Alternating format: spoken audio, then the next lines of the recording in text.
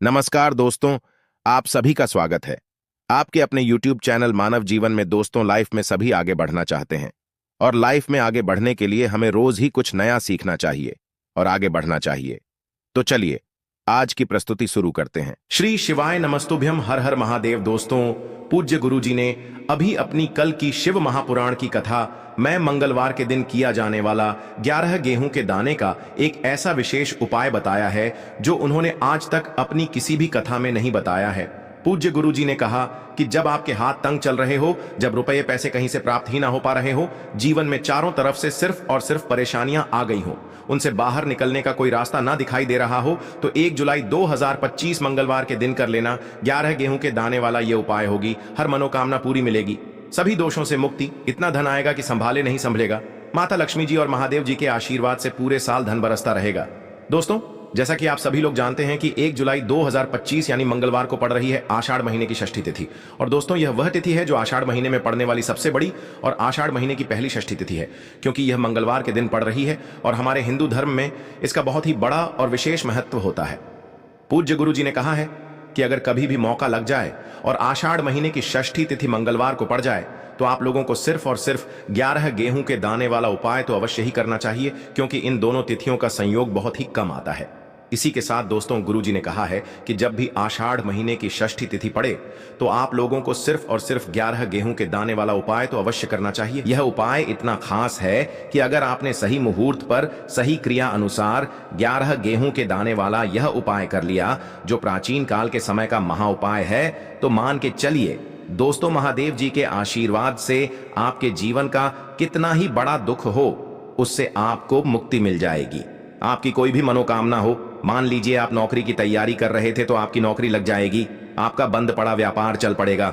और दोस्तों, आप जिस बीमारी से आप बहुत दिनों से परेशान थे, उस बीमारी से आपको मुक्ति मिल जाएगी। आपके जीवन में धन आना शुरू हो जाएगा, आपके जीवन में धन आने के नए नए रास्ते खुल जाएंगे। और मान के चलिए दोस्तों, फिर आपको किसी भी प्रकार की परेशानी का सामना नहीं करना पड़ेगा। इसीलिए दोस्तों, 1 जुलाई मंगलवार षष्ठी के दिन आप लोगों को इस वाले उपाय को जरूर कर लेना है। भले ही आपने पूरे साल भर इस उपाय को न किया हो, पर अगर आपने इस आषाढ़ महीने में पड़ने वाली षष्ठी के दिन अगर इस वाले उपाय को कर लिया, तो आपको इस उपाय को करने का वह फल मिलेगा जिसकी आपने कभी कल्पना भी नहीं करी होगी। इसीलिए आप लोग इस गेहूं वाले उपाय को एक बार जरूर कर लेना, ताकि आप लोगों के हाथ से यह मौका ना जा सके और आपको इस उपाय को करने का फल मिल सके। दोस्तों, यह उपाय पंडित जी ने अपनी अभी की ही शिव महापुराण की कथा में बताया है, जो इस उपाय को आज हम आपको बहुत अच्छे से समझाने वाले हैं। इस वीडियो को देखने के बाद इस उपाय को समझने के लिए आपको कोई और वीडियो को देखने की जरूरत नहीं पड़ेगी।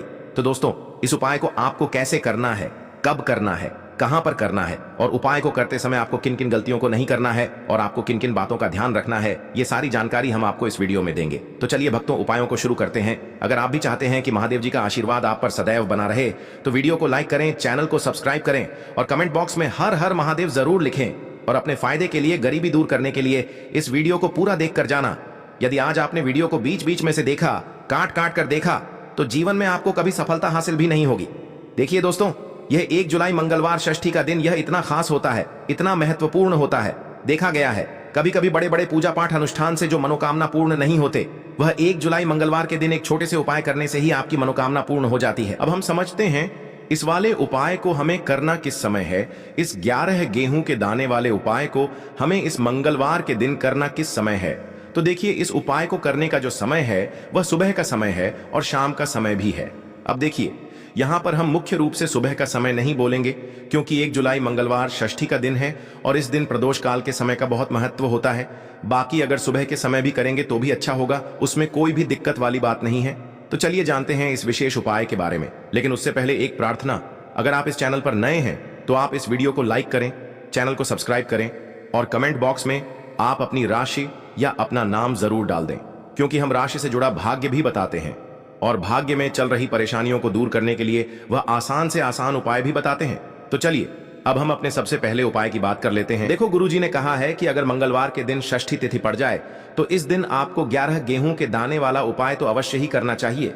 देखो, यह उपाय, यदि आपके जीवन में कर्जा बहुत अधिक है, आपके जीवन में संकट बहुत अधिक रहते हैं, आपके ऊपर बहुत अधिक विपदा आ रही है, बार बार आपको अपने व्यापार में और अपने धन में हानि देखने को मिल रही है, यानी कि आपको प्रत्येक कार्य में हानि हो रही है, तो आपको यह उपाय करना चाहिए। देखिए, इस उपाय के लिए आपको 11 गेहूं के दाने आपको लेने हैं।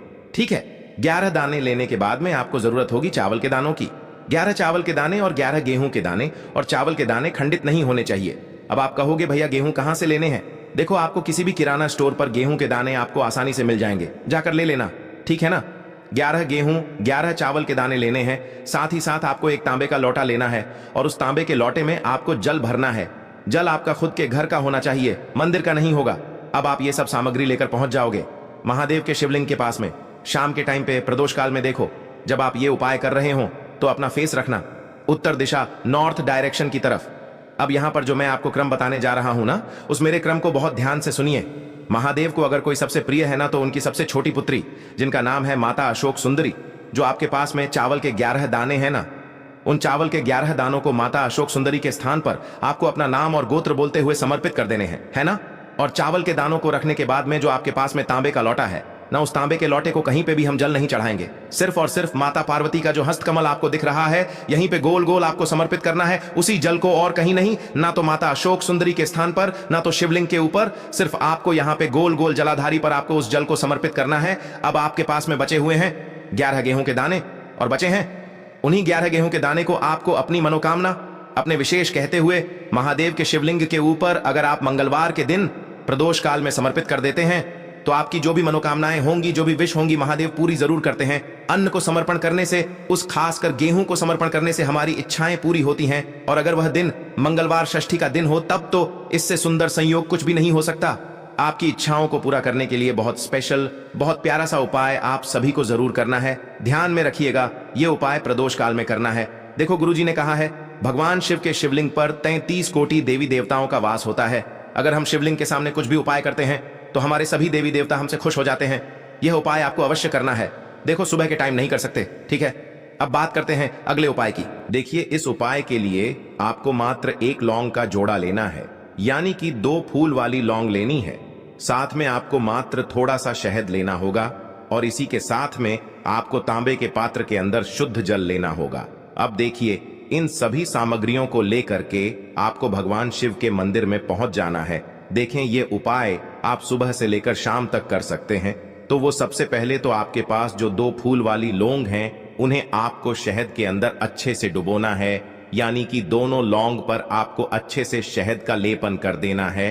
अब आपको जो आपके पास 1 लोटा जल है, सबसे पहले तो उसे शिवलिंग पर धीरे धीरे समर्पित करना है, और श्री शिवाय नमस्तुभ्यम इस मंत्र का जाप करते हुए समर्पित कर देना है।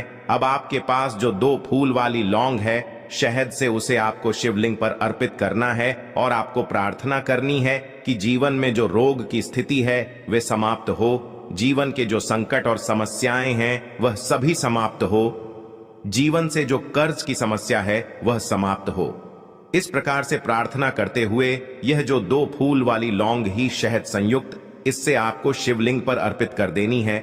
आपकी जो भी समस्या होगी इस मंगलवार के दिन अवश्य ही समाप्त हो जाएगी। तो इस प्रकार से आपको पहला उपाय करना है। अब हम बात कर लेते हैं दूसरे उपाय के बारे में। देखिए, देखो, यह उपाय आपके लिए सर्वश्रेष्ठ होने वाला है। देखिए, इस उपाय के लिए आपको मात्र 5 हरे मूंग के दाने आपको साबुत लेने हैं, खंडित नहीं होने चाहिए। इस बात का ध्यान रखें। और इसी के साथ मैं आपको एक तांबे के पात्र के अंदर अपने घर से शुद्ध जल ले लेना है।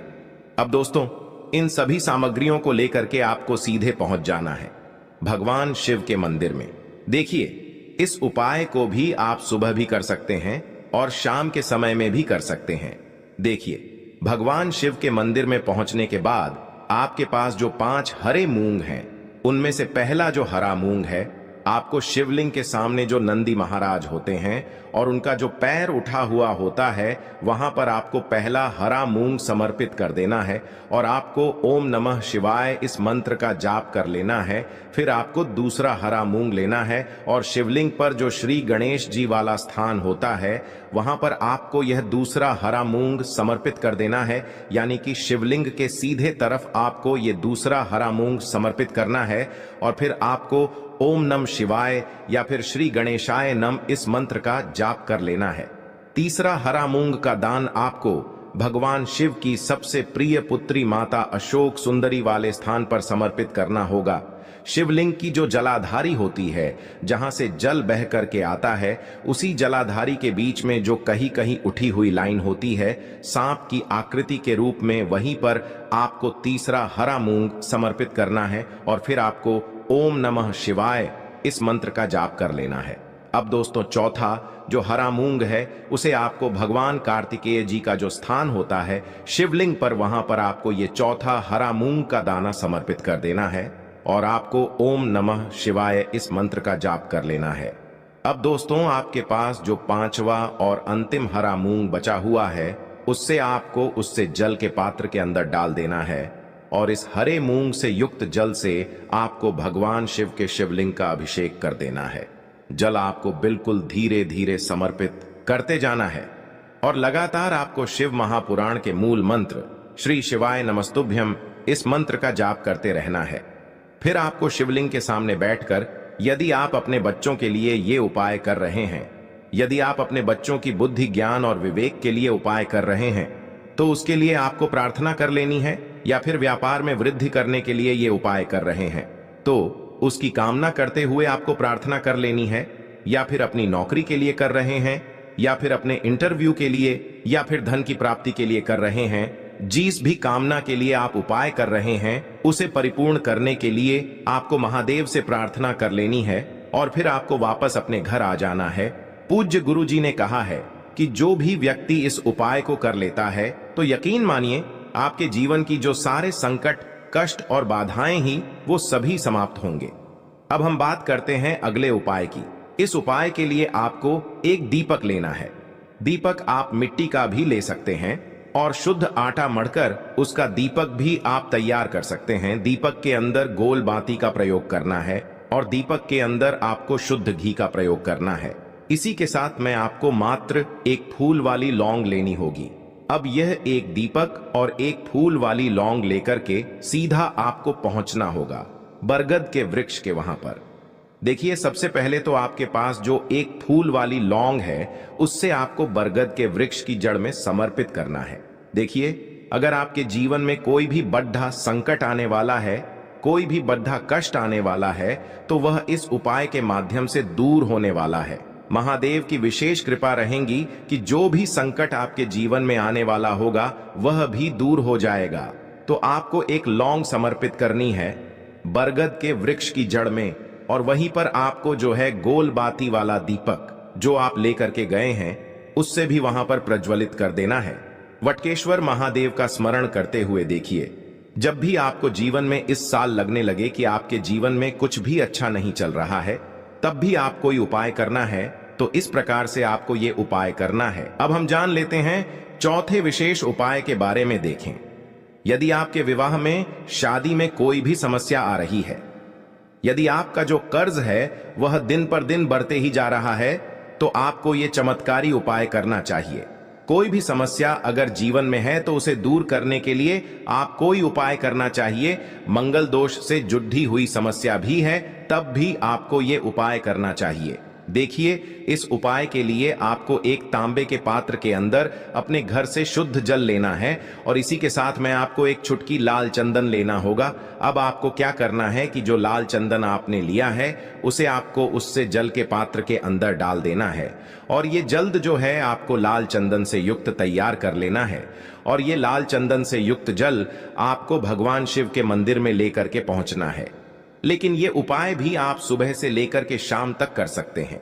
अब दोस्तों, ये जो लाल चंदन से युक्त जल हैं, इससे आपको भगवान शिव के शिवलिंग पर धीरे धीरे अर्पित कर देना है और आपको लगातार श्री शिवाय नमस्तुभ्यम इस मंत्र का जाप करते रहना है। देखिए, यदि आपके जीवन में विवाह से जुड़ी समस्या चल रही है तो आपको मंगलेश्वर महादेव का स्मरण करना है और जीवन में अधिक कर्ज की समस्या है तो आपको आरण मुक्तेश्वर महादेव का स्मरण करना है। देखना, एक दिन आपकी सब तरह की समस्या जल्दी ही समाप्त हो जाएगी। तो इस प्रकार से आपको ये चौथा उपाय करना है। अब हम जान लेते हैं अंतिम और पांचवें उपाय के बारे में। देखिए, मंगलवार का दिन है और हनुमान जी भगवान शिव के रुद्र अवतार हैं, तो यह उपाय और भी खास हो जाता है। तो ये जो उपाय है विशेषकर आपको हनुमान जी के वहां पर ही करना होगा। देखिए, जब भी आपको ऐसा लगने लगे कि आपके जीवन में जो कर्ज है वह समाप्त ही नहीं हो पा रहा है, दिन प्रतिदिन बढ़ते ही जा रहा है, कष्ट जो है वह दिन प्रतिदिन बढ़ते ही जा रहे हैं, कष्ट जो है वह समाप्त ही नहीं हो पा रही है, यानी कि जीवन में जब भी कोई विपदा आती है, संकट आता है, तो हमें संकट मोचन हनुमान जी के मंदिर में जाना चाहिए। लेकिन यह उपाय बहुत ही खास है। इस उपाय के लिए आपको एक चौमुख दीपक तैयार करना होगा। आपको एक दीपक लेना है, दीपक के अंदर 4 बातियां लगानी है। देखो, बाती के लिए आपको मोली वाला धागा आता है कलावा का, उसकी भी बना सकते हैं, या फिर आप सफेद रुई की जो बत्तियां हैं उन्हें भी बना सकते हैं। अब आपको लेना है एक कटोरी सरसों का तेल, और अब इस दीपक के अंदर या तो आपको चमेली का तेल डालना है, या फिर जो आपने एक कटोरी सरसों का तेल लिया है उसमें आपको सरसों का तेल डालना है, और इसी के साथ में आपको मात्र एक फूल वाली लौंग भी लेनी है। देखिए, अब जो ये दीपक है और लौंग है, इन दोनों का आपको हनुमान जी के मंदिर में लेकर के पहुंचना है। अब सबसे पहले तो ये जो चौमुखी दीपक है, इसे आपको हनुमान जी के सामने प्रज्वलित करना है। दीपक को प्रज्वलित करने के बाद आपको वहीं पर एक बार हनुमान चालीसा का पाठ करना है, या फिर आप आरणमोचक मंगल स्तोत्र का पाठ भी कर सकते हैं। अब आपके पास जो एक फूल वाली लोग है, उनसे आपको अपने सीधे हाथ में रखना है। आपको प्रार्थना करनी है हनुमान जी से कि जीवन की जो भी संकट है, विपदा है, वो सभी आपकी कृपा से दूर हो। और ये जो एक लौंग है, इससे भी आपको उससे चौमुखी दीपक के अंदर डाल देनी है और अपनी मनोकामना बोल देना है। गुरु जी कहते हैं कि कुछ दिनों में ही आपकी सब मनोकामना पूरी हो जाएगी। तो इस प्रकार से ये सुंदर सा और सरल सा उपाय करना है। बात करेंगे, देखिए, हम सभी के घरों में माता तुलसी का पौधा अवश्य ही होता है। तो देखिए, हमें तुलसी जी के पौधे से सबसे पहले तो 3 पत्ते तोड़ने हैं। देखो, एकादशी वाले दिन आपको तुलसी के पत्ते नहीं तोड़ने हैं। तो देखिए, तुलसी जी के आपको 3 पत्ते तोड़ लेने हैं, और इन तुलसी जी के पत्तों को तोड़ने के बाद आपको एक चुटकी हल्दी भी अपने साथ में लेनी है। हल्दी के अंदर आपको जल मिलाकर के पेस्ट के रूप में तैयार करना है, और इसी के साथ में आपको एक दीपक भी लेना होगा। दीपक आप मिट्टी का भी ले सकते हैं, आटे का भी ले सकते हैं, और इस दीपक में आपको शुद्ध घी डाल करके इसमें आपको लंबी रुई की बाती का प्रयोग करना है। देखिए दोस्तों, आपके पास है 3 तुलसी जी के पत्ते हैं। तो पहला जो तुलसी जी का पत्ता है, उस पर आपको सबसे पहले तो जो आपने हल्दी ली है उसकी एक बिंदी लगानी है। और पहला जो तुलसी जी का पत्ता है, आपके घर में भगवान विष्णु का चाहे कोई सा भी स्वरूप हो, चाहे लड्डू गोपाल जी का स्वरूप हो, या फिर भगवान कृष्ण की आपके मंदिर में प्रतिमा हो, या फिर भगवान श्री राम की प्रतिमाएं, उनके सामने आपको पहला तुलसी जी का पत्ता अर्पित करना है। अब देखिए दोस्तों, आपके पास जो 2 तुलसी जी के पत्ते हैं और आपके पास जो एक दीपक है, इन्हें आपको लेकर के पहुंचना है अपने ही घर में तुलसी जी के पौधे के पास में। देखिए, सबसे पहले तो आपके पास जो 2 तुलसी जी के पत्ते हैं, उन पर भी आपको हल्दी की एक बिंदी लगानी है, और उन दोनों ही तुलसी जी के पत्तों को आपको अपने घर में तुलसी जी के पौधे के वहां पर ही अर्पित कर देने हैं। और इस प्रकार से यह दोनों पत्ते भी तुलसी जी के पौधे के पास में अर्पित करने के बाद अंत में जो आपके पास एक लंबी बाती का दीपक है, इसे आपको तुलसी जी के पौधे के पास में ही प्रज्वलित कर देना है। जो भी व्यक्ति अपने ही घर पर इस प्रकार से तुलसी जी के 3 पत्तों का यह उपाय कर लेता है, तो उसका परिवार हमेशा खुश रहता है। उसके परिवार में कभी भी कोई भी संकट उत्पन्न नहीं होता है, और यदि आपके घर में जो भी गृह क्लेश है वह भी समाप्त होते हैं। तो इस प्रकार से ये सुंदर सा उपाय करना। आज के लिए बस इतना ही इस वीडियो में दी गई जानकारी। अगर आपको अच्छी लगी हो तो प्लीज हमारे चैनल मानव जीवन को सब्सक्राइब करें, लाइक करें, और हमारे वीडियो में अंत तक बने रहने के लिए धन्यवाद।